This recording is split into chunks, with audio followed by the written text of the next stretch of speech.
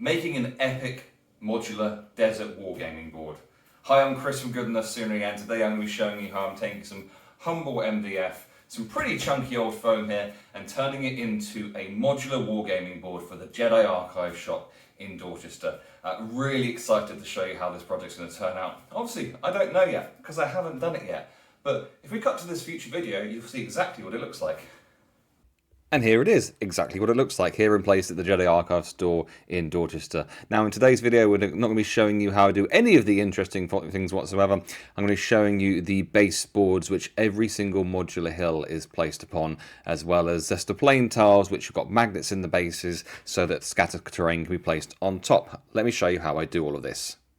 I like to get the most boring job out of the way first of all, so we're going to cut these down to size. I make my boards to be 30 by 30, like 30 centimetres by 30 centimetres, which is make a mark each side, and I press down quite hard here, try and make a score.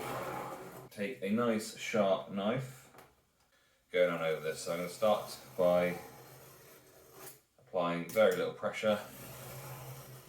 I'm going to build that up slowly, and then hopefully we've got two sheets which are exactly the same size, and that's how you do it, and that's what I'm going to do with the other 11.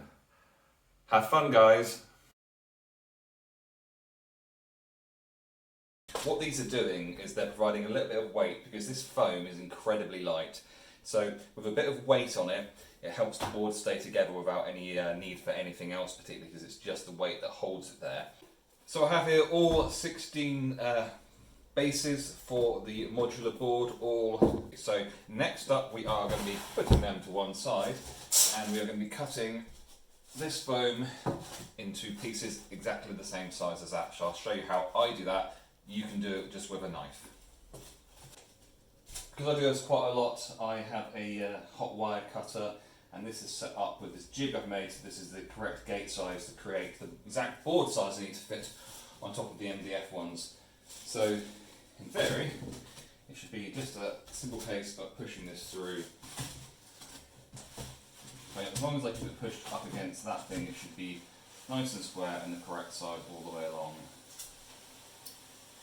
It is just as simple to do this with a knife, but it is not as quick. Let's do that, and then you get left with a nice cut like that. And then it's just a case of cutting another, well, cutting it so that you have 16 of these.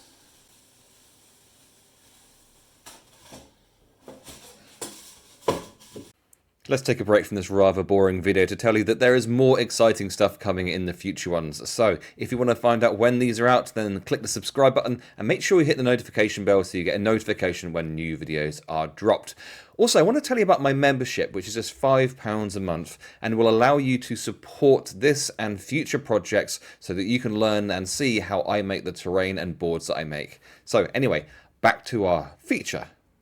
This is all 16 boards cut, and all pretty roughly the same size. So they are going to go together like this, and they're going to have lots of different things on top of them.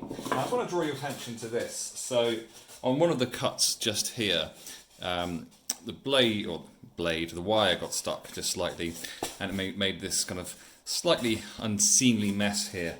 Size-wise, it's not an issue, but we're going to have some modular hills, so when I put the hills on top, I'm going to make sure that this is on one of the internal, so there'll be a hill going along here, something like this. So this will be the inside of that, so that isn't where it's going to be joining. So it's not going to be joining somewhere like that, which is going to look pretty rubbish. It's going to be hidden from view by having something on top of it. So even if you make a little mistake when you're doing this sort of thing, you can easily cover it up. And any kind of imperfections in the surface as well, you can either cover them up with something, or you can actually make a point of showing them properly. I've actually realised with this particular board, these don't have to be as accurate, which is a really good thing, because it means that we can actually stick them on a lot more easily. So what I've done is I've actually trimmed these down to 29 squared, and then they can just sit in the dead centre of this without having the need for them to be right up to the edge. Now in terms of how I stick them down, nice and simple, I use this, which is instant nails. Lodge, message, lodge, that'll be enough. And then just press down. And what we're going to do is just going to make sure that this is about centre. This isn't going to get seen, so it doesn't matter too much. And because we're not using the lower part of it, but this is just kind of as a base, it doesn't matter. So it's as simple as that. Just putting some instant nails down, putting it right in the centre, and then what I'll do is I'll do all of these and I'll put them in a nice big stack so there's some weight on them just to hold that in place. But yeah, 1 down, 15 to go. You don't need to see me doing the rest of these because it's really boring, but that's how I do it. So I want to show you what I'm doing with one of these tiles. I'm going to leave this one pretty much plain. So this is going to be flocked with sand, well it's going to be covered in sand. What I've done is taken some magnets and I was pushing them down to create a little indent, and then I'm going to just put some hot glue in there and push the magnet in.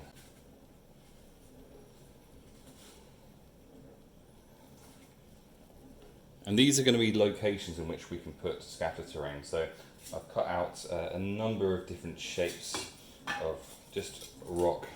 And the idea is that there's going to be something metal or steel cord that's going to be in the centre of that, and we're just going to be able to place that down on any of them, and it's going to hold there in place just for a little bit of added security. So that's what I'm doing with them to begin with. So it was just a couple of them that I magnetized and then covered in sand. The rest were used as bases for the modular hills, as you can see here. If you've enjoyed this, then please please subscribe to the channel and hit the notification bell so you actually get notified when new videos are released. Also, please consider supporting the channel by joining my membership for just $4.99 a month.